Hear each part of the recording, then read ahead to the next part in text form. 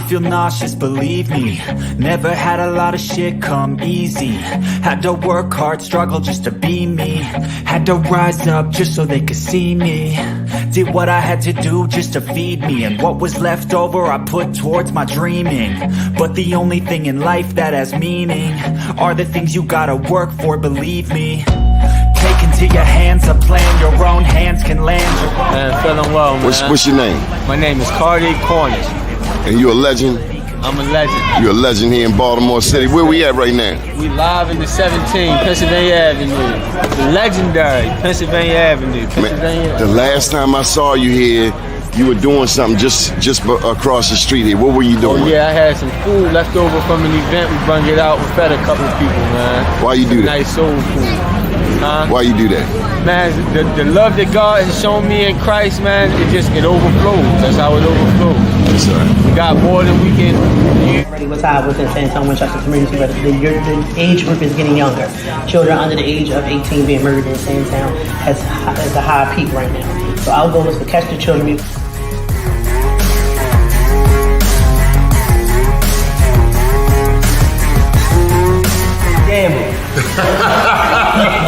He's going hard, man. He's going hard on that man today. So what do you think, Mr. Mayor? You got manufacturing right here, helping our young people despite all of the challenges in the city of Baltimore, right here on North Avenue. No, it's really about the growth. Just knowing being there when they were down in Fort Covington and seeing how far it's grown. Like you said earlier, like getting the Soul Bay, where we got the Soul Bay at the beginning, but now being able to, when I'm at Camden Yards, get it, or anytime I'm down at Harbor Place to get it, and folks to not even know, but they gonna know now that like this is coming from young people in West Baltimore, right there in West Baltimore on North Avenue, where they think nothing great comes from, but they can see it with the young people. If you work for it, it's only worth it if you work for it.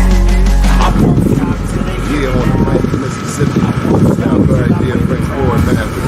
A beautiful town, just leaving Algiers, which is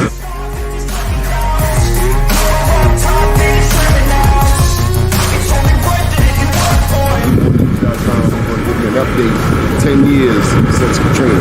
The news report.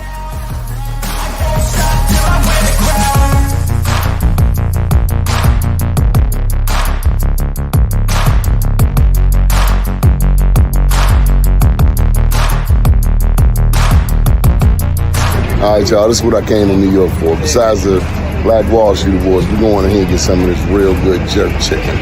Johnny Glover, out.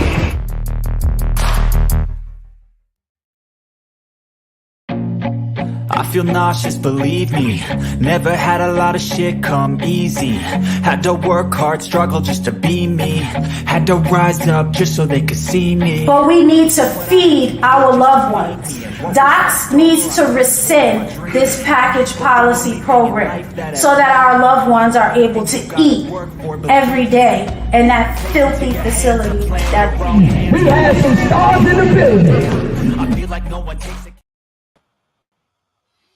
First name's Donnie, last name's Glover. In it to win it for the long haul, baby.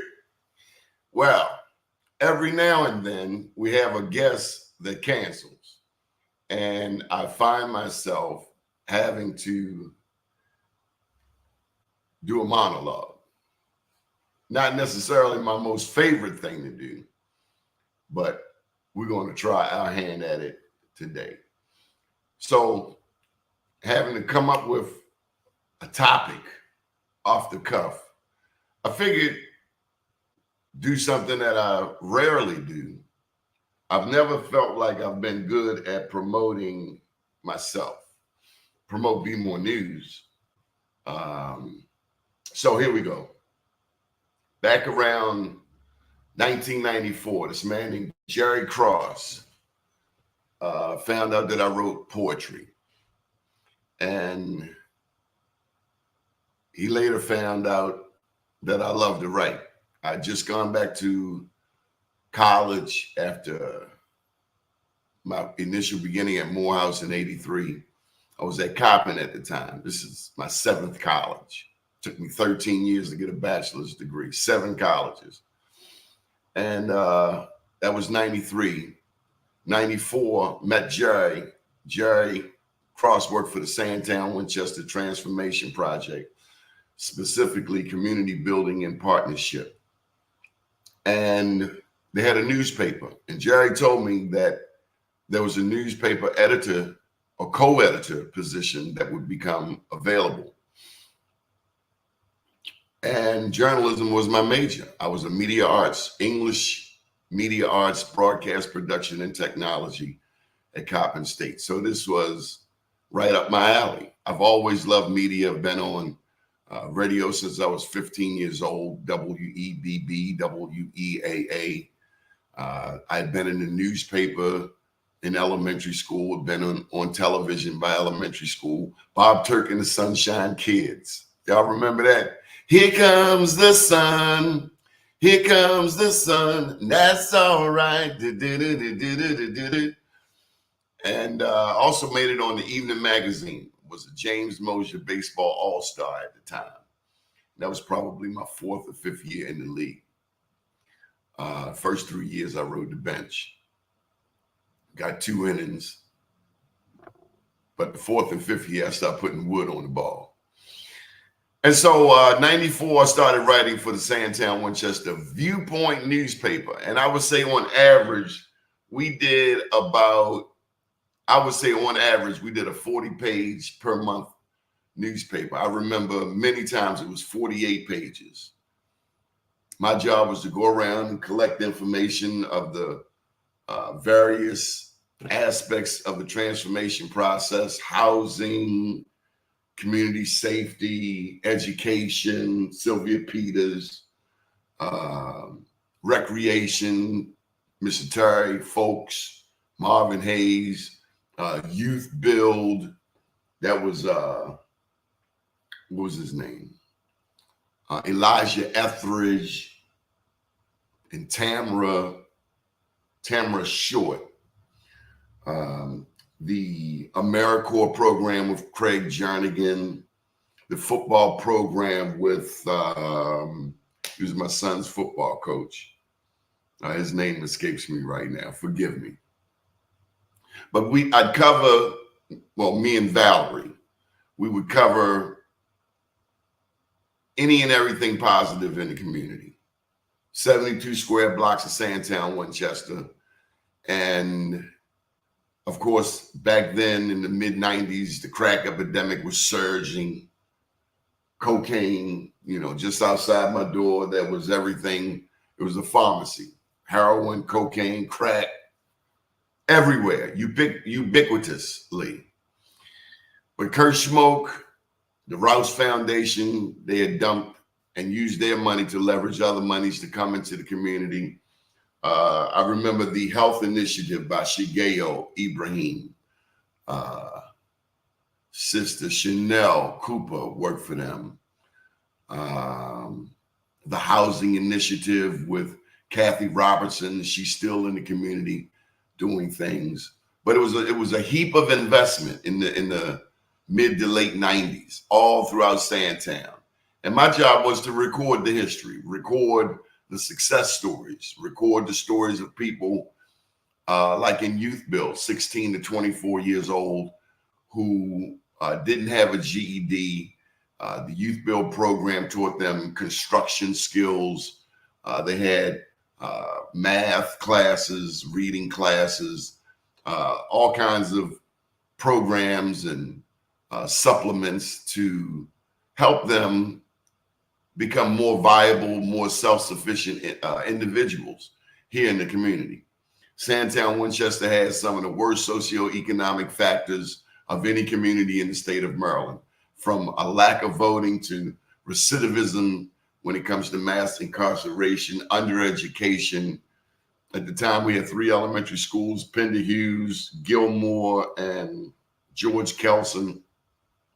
It's a shame. One of the things that I can note, it's a shame that many of the famous names that were on these schools have been taken off, like George Kelson.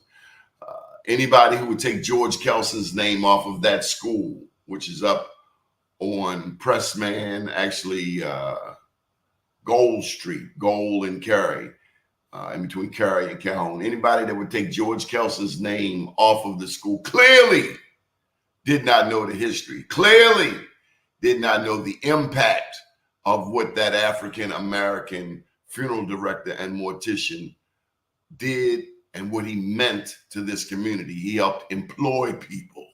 He helped put food on people's tables. And that's such a beautiful thing. The Sandtown Winchester Viewpoint newspaper was very special. It was my training ground.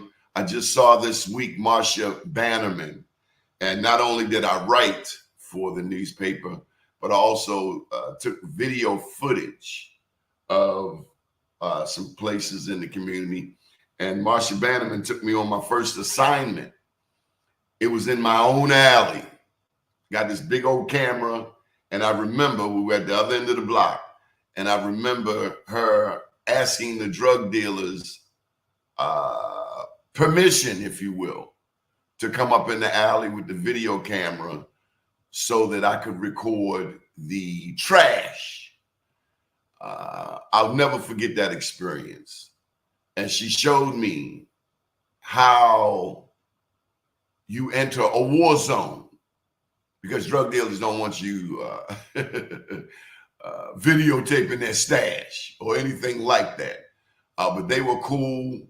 And I went up in the alley, my own alley, other end of the block, with a video camera, and we documented the trash. So I saw Marcia Bannerman this week, and it was good to see her. I haven't seen her in a minute. I heard she was not feeling all that well, but she looked great. And so it was people like Jerry Cross and Marcia Bannerman who trained me, not just to be a journalist, but also to be a community advocate. And so by 1999, I got an opportunity to work at the Empowerment Zone. I was doing a tour, people from the Empowerment Zone that was just coming online. That was the $100 million federally funded Empowerment Zone. President Bill Clinton created 6 of them across the country. The Bronx had one, Chicago had one. Those are just a couple of the cities that come to mind. But Baltimore had one, $100 million. And that's where I met my adopted mother, Diane Bell McCoy. And she led this entity. And we had zero scandal. There was, some petty little incidents. Somebody clipped a couple of grand here, a couple of grand there. But in terms of mass corruption, it wasn't happening. I learned from watching her how you run an entity, especially an entity with such a large amount of money, the discipline that it takes, the order that you must have,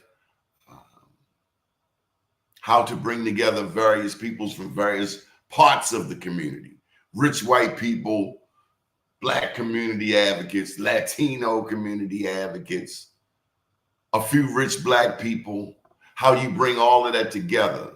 And it was a beautiful thing. It was a beautiful day. That was 99. So I worked Sandtown from 94 to 99. Then I worked the Empowerment Zone, but I still was doing a newspaper here in Sandtown. At the same time, my radio career began. In 99, Michael Preston tapped me to work at the Empowerment Zone. And part of my duties was to do the weekly radio show. And boy, did I get a kick out of that. I had been doing radio since elementary school, did the morning broadcast, talking about a half a pint of milk. Sure sounds delicious. And so radio, I was no stranger to it. I'd been on WEAA at the age of 15. And I tell you, there's nothing like doing what you love to do. There's nothing like living a life, a purpose-driven life. Rick Warren has a book. I had a chance to delve into it in Tanzania in 2006, thanks to Frazier Mathis, a best friend's father, Corey Mathis's father. He was originally from Mississippi. He lived in New Orleans. That's where Corey's from. And now he lives here in Maryland. But he took me to Africa, and we read that book, Purpose Driven Life. And I can tell you, when you find something that you love to do, you never have to work another day in your life.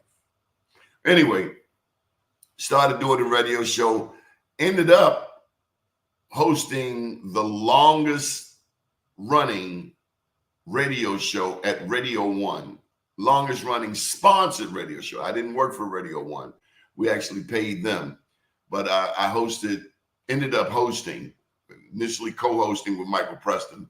But when Empowerment Zone ended around 2002, I got one of my first contracts after I started my business in 2002, DM Global Marketing and Public Relations, creative BMORENews.com.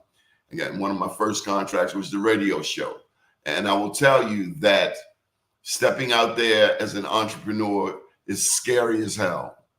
However, for some of us, there's no other way. A quote comes to mind and it stays with me, and maybe any aspiring entrepreneurs out there will hold on to it, that if you don't build your own dream, somebody will hire you to build theirs. If you don't build your own dream, somebody will hire you to build theirs. My father was a funeral director. I grew up in the funeral industry. I worked with my dad until his passing in 2003. I would help him any time of day. That's how I was trained. That's how I was raised, from answering the phones to working the front desk to picking up bodies. I saw more dead bodies by the age of 5 than most people see in a lifetime. Old, young, black, white, male, female. I saw it all. But I didn't want to go into that industry. There's something about the smell that just didn't sit well with me. And I must say, media called me, rang me right on the phone. Hey, Don, hey, we need you on the radio. I love to write. I've been writing since I was 6 years old. My first love letter. I better not call the name. But I've been writing ever since. And I remember when I first went to Morehouse, very first semester, Nikki Giovanni came to town. And my mother had already typed up my first collection of poems. I was ignorant to copyright and all of those things. But I gave her a packet. I guess it might have had 15, 20 poems in it. Gave it to Nikki Giovanni. And next thing I know, I get a letter in the mail from Nikki Giovanni, famous poetress. And she said, writing is the craft that we all aspire to. And long story short, keep writing. Keep writing. And I did. And I'm glad I did. The word says that your gift will make room for you. I think one time I met Fertile Grounds. I was having a conversation with Fertile Grounds, Navasha. If y'all remember Fertile Ground, that was the Baltimore group, James Collins, Navasha.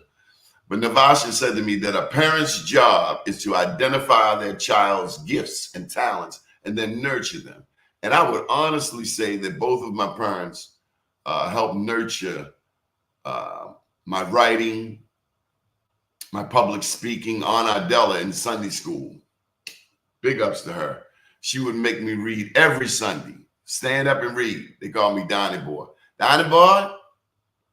And it was showtime. And they gave me some confidence in public speaking.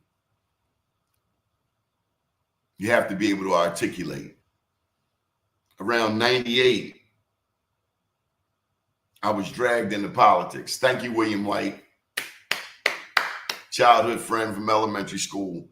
He was working with the Senator, the John Jeffries campaign. Larry Young had just been bumped out of the 44th, and he had become a consultant, and he was team leader for our 44th district delegation. So I got dragged into politics to run for state central committee, and I wasn't quite ready because I was still in the streets. But it was a great education. I got a chance to learn the fundamentals of politics. And I found that I had a hunger for politics. But there was so much to learn. I mean, you got to learn that there are 47 state senators, 141 delegates. You had to learn the various districts, the 6 state senatorial districts at the time across the city of Baltimore. You had to learn the hierarchy, state central committee, free job, one assignment, and that's to choose a replacement for a delegate or state senator if they got bumped for whatever reason, whether they got arrested, whether they died, or if they, whatever the case was, where they were no longer in office. That's what the state central committee member does. I think at the time it was 6. And I didn't win that election. I'm so glad, because I wasn't ready. I think I came in 4th place, missed it by 1 or something like, whatever it was, I missed it by 1. But it was still an introduction, a chance to see how a campaign works. Yes, sir. I'm on the air. I did. Email. So the politics was just a chance to see how, you know, you got to learn what politics is. Politics is the process of determining who gets what, when, and where. I'll say it again. Politics is the process of determining who gets what, when, and where. And then there's economics, the allocation of scarce resources. So around 96, when I started grad school in Morgan, and I should be finishing up my master's, I know it's 20 years later, long as you finish, however long it takes. We looked at the intersection, it's called political economy, the intersection of politics and economics. And that became something that really just grabbed my soul, the interrelationship of politics and economics. Politics, the process of determining who gets what, when, and where, and economics, the allocation of scarce resources. And together, political economy is a discipline that seeks to explain why Sandtown looks like Sandtown, why Guilford looks like Guilford, why East Harbor looks like East Harbor. You know, neighborhoods like Sandtown get overlooked, ignored, get a bad rap. A lot of times it's not the people who live here, it's the transients who come through. Black addicts, white addicts, Asian addicts, Latino addicts.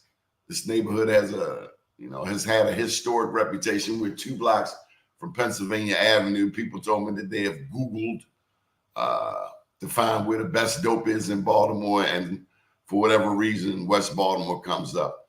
But it's always been my task, my assignment, to show the other side of Baltimore. Our first class at Coppin in media arts, the professor, Ron Nichols, had us watch Birth of a Nation. And Birth of a Nation, the purpose of Birth of a Nation, purpose of us watching that movie was to look at the negative stereotypes in the first featured film on this country. And so I've been loving media ever since, because he taught us, Ron Nichols taught us, that our job as Black media professionals is to paint a more accurate picture of the Black community. And so people from our class, one guy's working at Channel 13. You know, I've been on WEAA, had my own show there. I've run BMORENews, now Black USA. And in all of that, the goal is to paint a more accurate picture of the Black community. Joining us as I share the BMORENews story is a gentleman I've had the opportunity to work with, full of character. His cousin was a bestie of mine who's no longer with us, Stuart Thomas. Calvin Watkins, welcome to the show. Good morning, sir. How you doing, King? I'm doing good, man. Thank you for saving me. Hey, bro, no, it's a pleasure, man. I'm actually out doing some gardening work. So I got some boxes to take to the Goodwill, and I got some mums in the back of the truck when we plant today. So I could put all that aside to holler at the great Donnie Glover. Oh, you funny. So one of the things that we have done at BMORENews, we initially started doing networking events. They were called the Harambe Dinner Club. and we'd hold it at a black restaurant. We'd bring out speakers, business speakers. BMORENews has a 5-point agenda: black business, public education, formerly incarcerated individuals, affordable housing, universal access to healthcare. But the Harambe Dinner Club was in the business realm, and it eventually it led to the Joe Mann's Black Wall Street Awards. So we went from hosting business events to giving away business awards. And Calvin, I've asked you to join us because you have seen some of our work in the community. Let's start with the Black Wall Street Awards. We've given away over 2,700 in 9 cities: New York, Baltimore, DC, Richmond, Atlanta, New Orleans, Birmingham, Las Vegas, and Tulsa. That's amazing. I'm gonna tell you, Donnie, and I'm sure you know, you've heard it. One of the greatest things, not the greatest, but one of the greatest things about the Black Wall Street is that it encourages us to do better. It is something that makes us, I mean, once you get one, you earn it. I mean, it's on my wall, and I had it in my office. Now it's on the wall at my house, and it is definitely something that makes you do better. The fact that the energy in the room that you were able to pull together, everyone from the top of the chain to the top of the chain. It's great people in there, and I never look at like, okay, who I'm just hanging out, I'm just gonna hang out and get some food. I'm like, man, we're around some amazing people, and the fact that you are the person that brings it all together around the black business and the 5 principles you have with black business is absolutely amazing. I appreciate it. I always feel like it's an honor, privilege to do anything to help BMORENews, to be in your circle, and I appreciate everything. Well, it's important to have you there, but it's also important to me to be able to pay you. Oh yeah. You know what? And every time I never ask for that. What you give me is like an honorarium. It's almost like going to church. They say just give what you can. So I never ever. I have clients I bill $350 an hour. I never come at you like that. It's like just the fact that you're doing the work to help the people out is enough for me, and I feel like I'm doing my part to help Black Wall Street to grow. That's how I feel. That's how I see it. Tell me about why it's important to tell the story of, like, your cousin Stuart Thomas, God rest his soul, yes, or the people on West North Avenue. Why is it important to tell their story? For so many reasons, and I'll give you a little bit of everything, just a little bit. There are people that society forgets about. They have their challenges, they go through their ups and downs, but we all go through ups and downs. But some people get stuck in the down. And for far too long, we forget about those people. My cousin Stuart, I remember as a kid, he was like an amazing artist. And I believe that as he got older, the circles he went into, he ran into more of those people that got stuck being down. And that circle, it's like, show me your friends, I'll show you your future.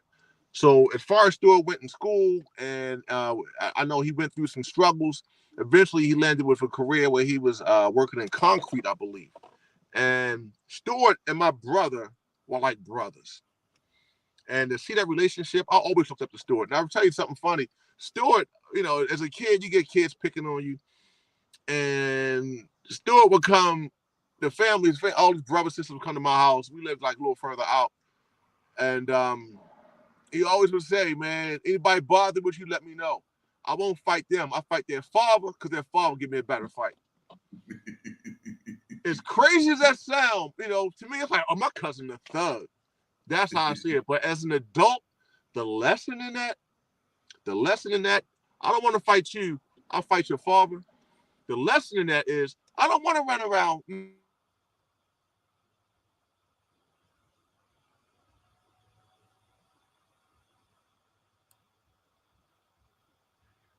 Calvin's camera it looks like his camera's gone out. But Stuart was, I'll tell you one story about Stuart. He had his challenges, and that was our homeboy. But Stuart went with LaTanya, and it was the greatest love story in West Baltimore. We saw love in them. It was Romeo and Juliet, no question. That's what I remember most about the story. I knew his whole story. Oh, there you go. There you go. There you go. Okay, here we go. Sorry about that. So yeah, so I'm gonna pick up where I left off. Can you hear me? Yeah.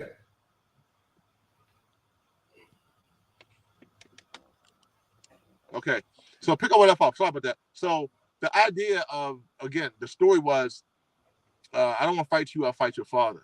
It's like we spend so much time fighting the small things when we could be going after the king, after the head, going after the big prize. Now, he was young, a little thugged out, you know, for thugs back in the day. But the idea was, I ain't fighting you. You're wasting my time. If I'm going to fix this problem, I'm going to go to the top. And that's what I loved about the story. That's one of the things I loved. That's one of the things I learned from is go to the top with your problem. Don't be settling for the small stuff.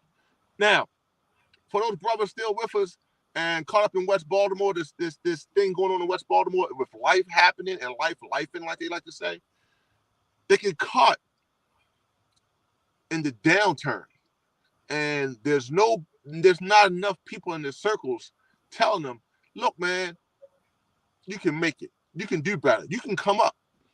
Black Wall Street does that with so many small businesses by saying, hey, you might have only one store, you might only have 10 stores, you might be just getting started, but the fact you're in a room with people who've been there, done that you can talk to, you can connect with, is really something to be commended.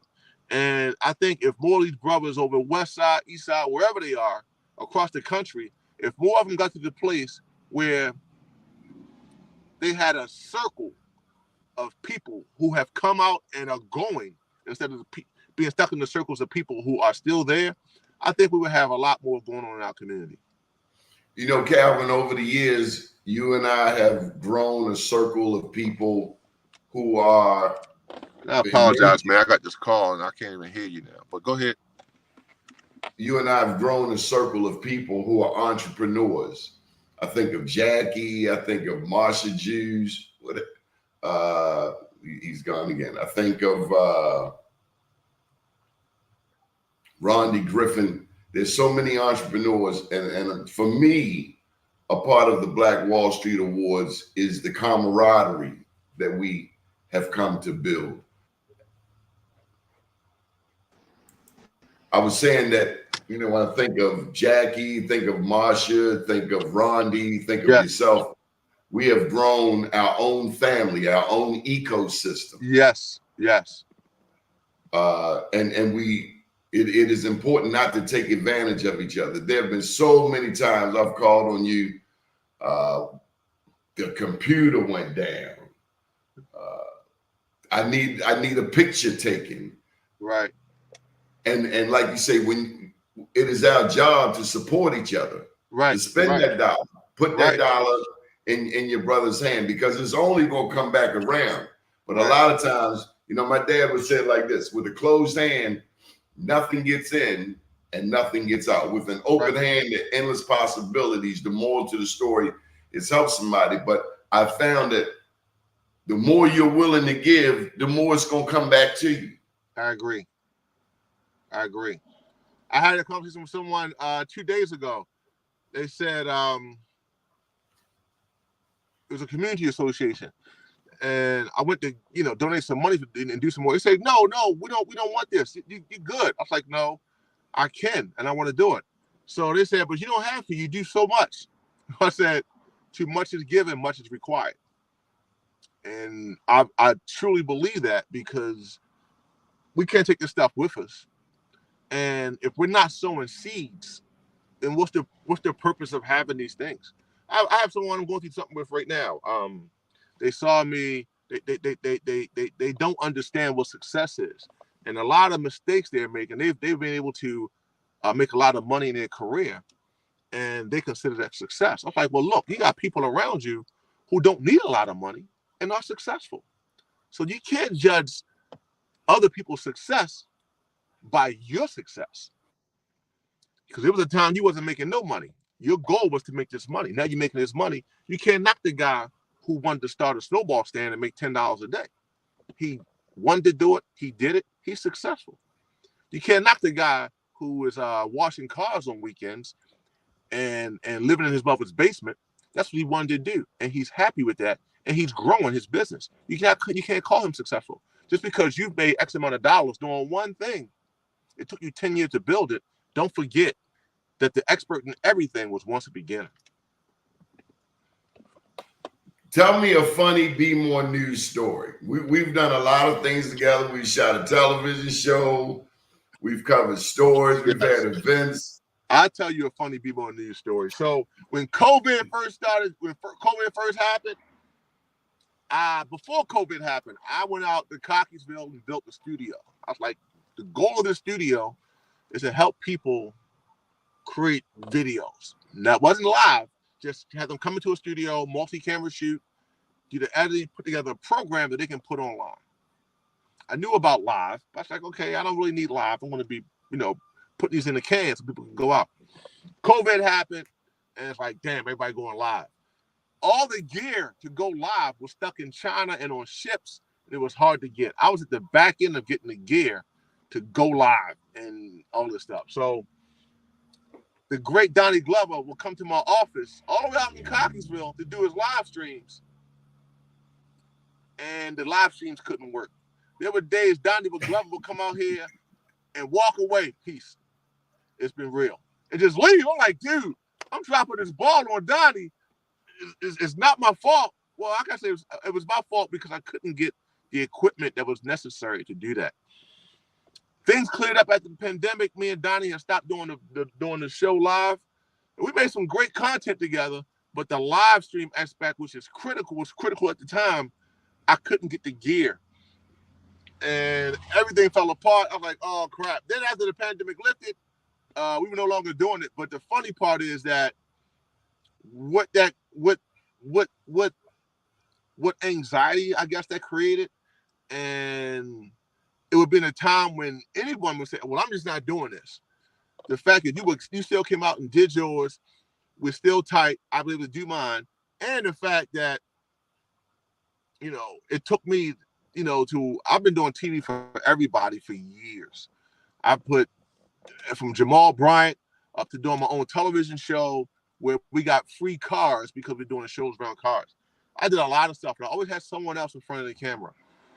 What I learned in all this is that what was funny is Donnie saying, man, real quiet professional like you do, like I'm out. It taught me to say, okay, I got to do my own show. And I started doing my own show. And thanks to Donnie, it was funny. And that actually was motivation for me to do my own show. So I appreciate everything about that. And it was funny, man, because you would get mad and because you would come in ways. You would get mad and just leave out real quietly. Like, damn. And I know he mad, but he would never swing on me. He'd just be like, man, I'm out. All right, Calvin, it's been real. Have a good day. And leave. I was like, damn, I dropped the ball, man. I fucked up. I messed up. So that were funny times, man. Tell me about the politics.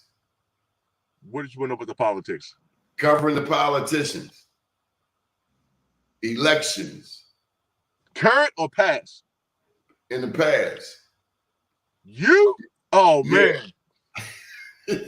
See, you taught me a lesson, too, not to get into politics. I had somebody the other day reach out to me and say, come on, man, with your media experience and your connections and all this stuff, you can do politics. What I learned from you is that you have to know when to stop, and you know when to stop. You know how to push. They say you never know how far you can go until you go as far as you can. And you've mastered that in so many different arenas. I've seen you talk to politicians, make phone calls where community associations couldn't get these clowns on the phone. I told you one time, and I had like 3 of them calling me, delegates and council people.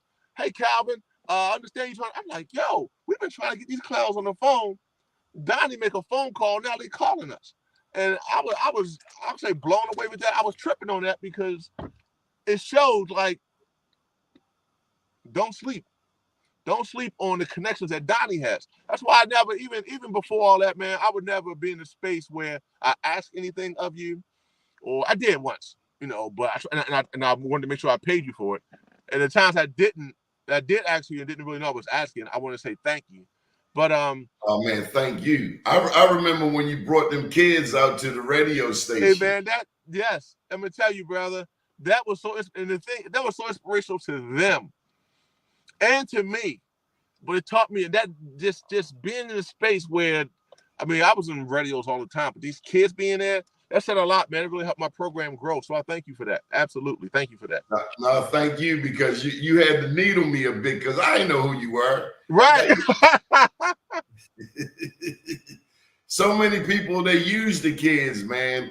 Yeah. But I had to remember, like you said, to whom much is given, much is required. Yes, it is. I brought a lot of people on the air in them 21 years, man. Yeah. But those kids, I'll never forget it. You had a summer program and you did it a couple of years, at least a couple of years. Yeah, 8 years.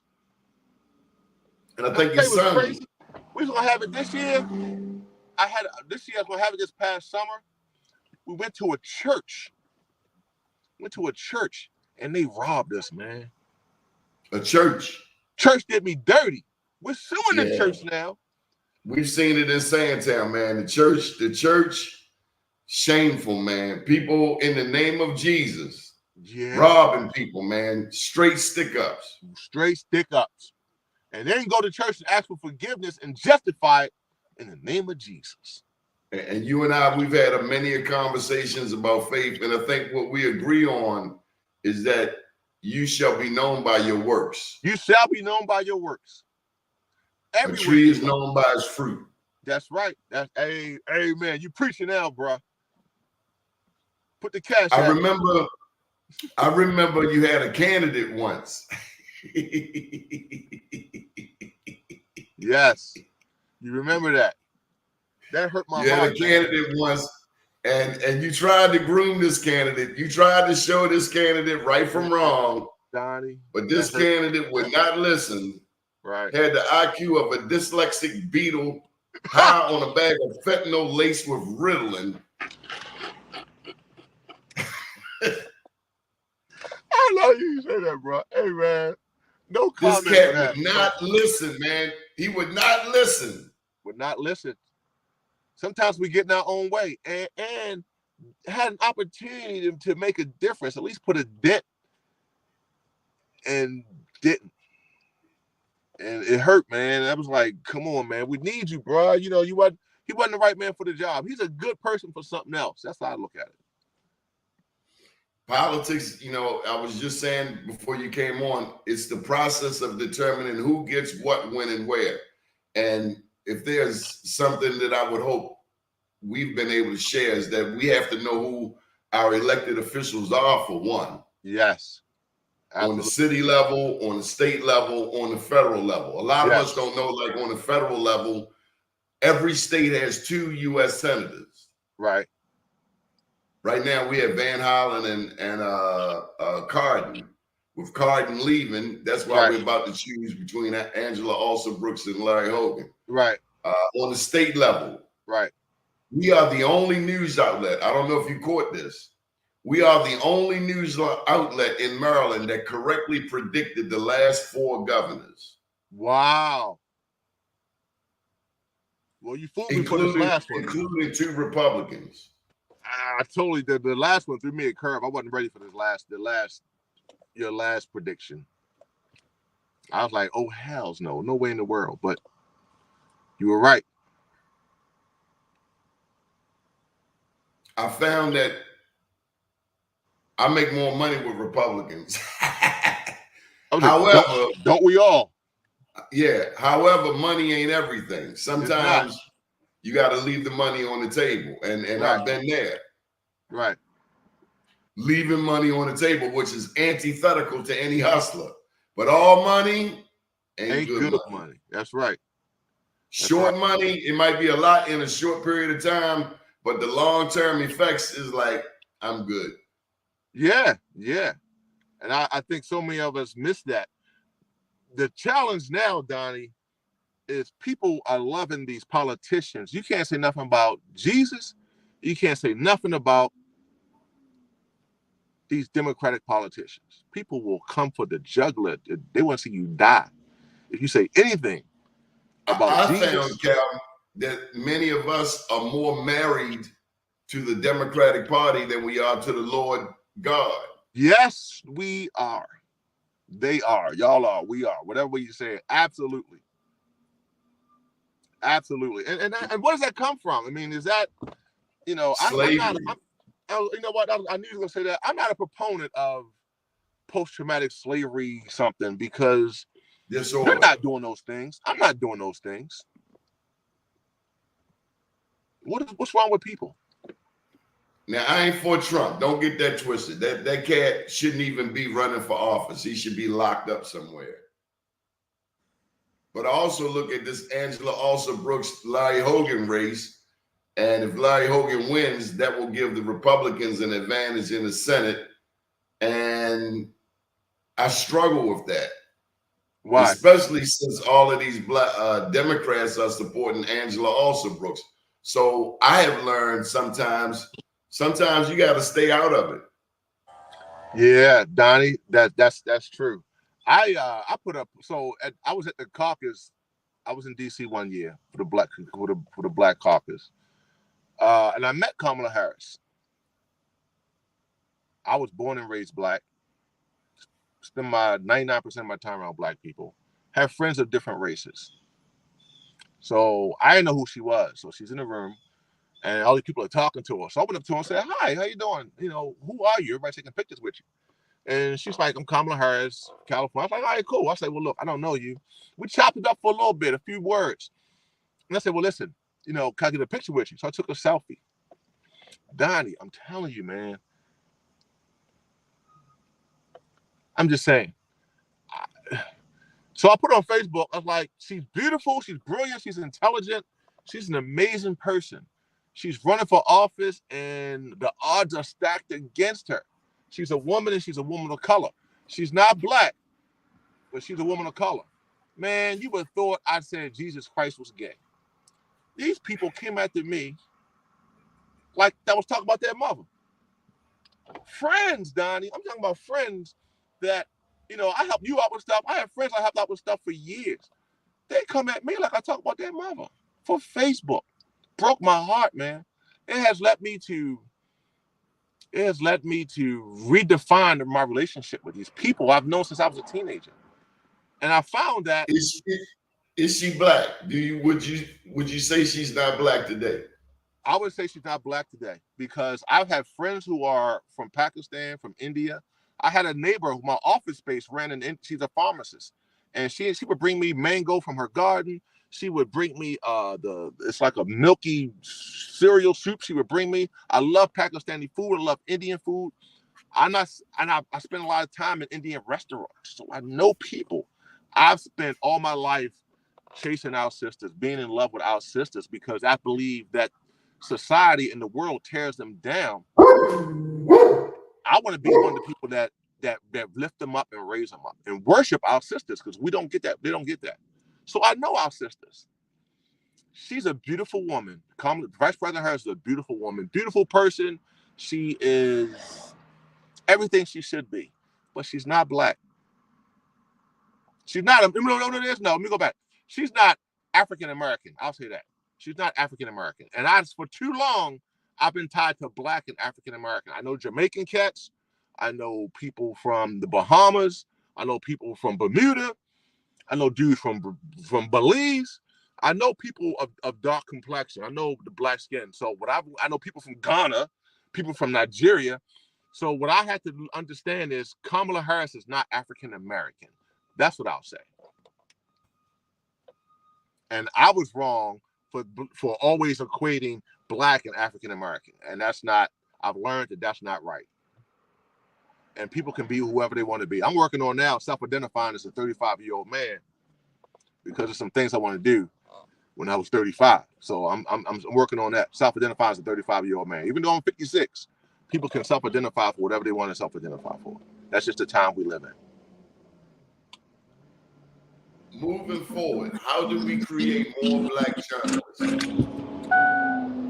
Sorry, I got this truck going by me. What was the question again?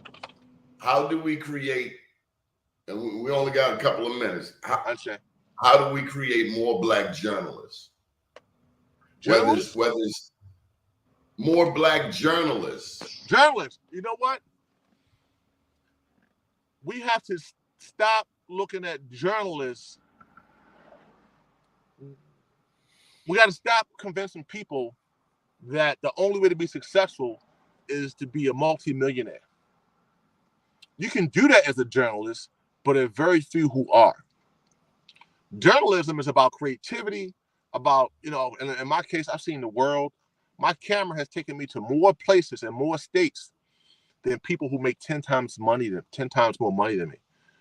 I've been able to be in spaces with people that you can't buy a ticket for. We need to redefine or define what journalism is, the power of it, and let people know this is bigger than money. It's bigger than the places you go. It is about being able to have a voice in front of people who have no voice. Go places where people can't buy tickets. Meet people who other people got to stand in line to meet. It is access. And I'm hoping that more of us understand that and either redefine it or see it differently. The power of Black journalism, I think we can definitely have more people being Black journalists. And you can make a living. Oh, a great living. Absolutely. You've been working for yourself for how long, Cal? Ever.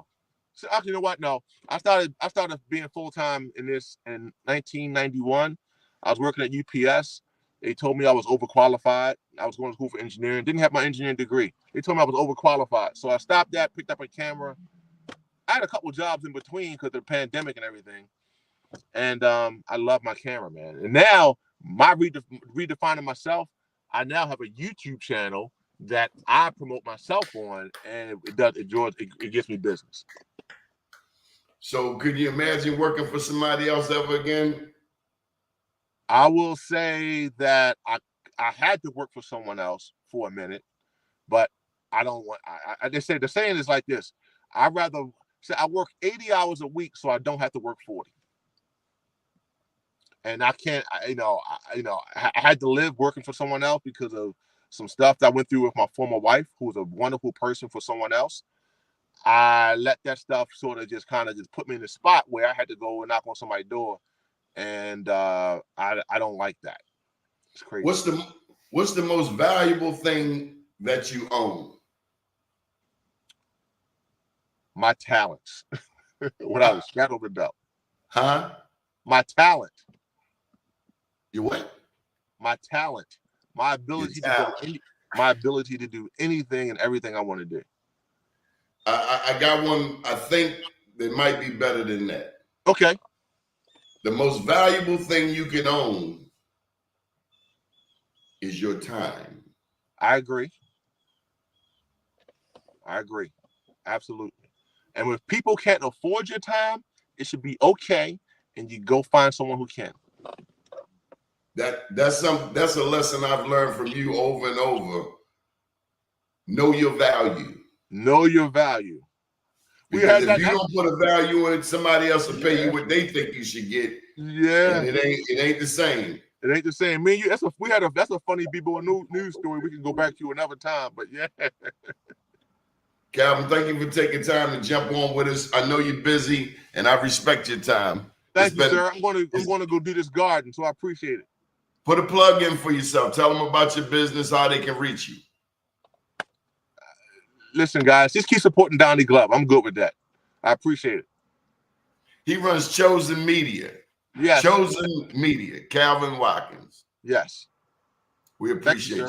Absolutely. Take care.